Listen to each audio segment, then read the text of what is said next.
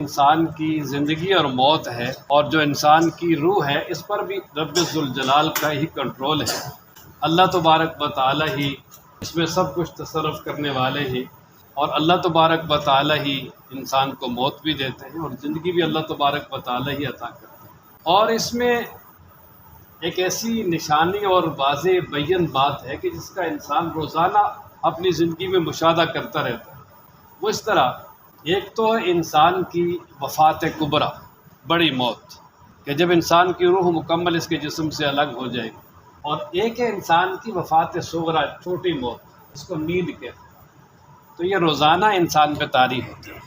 اب روزانہ جب انسان سو جاتا ہے تو اس کی ایک طرح سے جسم سے روح نکل جاتی ہے، کیونکہ اس کا احساس، ادراک اور شعور یہ ختم ہو جاتا ہے۔ صرف اس کی جو ہے نا وہ نفس حیات باقی رہ جاتی ہے، جس کو حیات حیوانی کہتے ہیں۔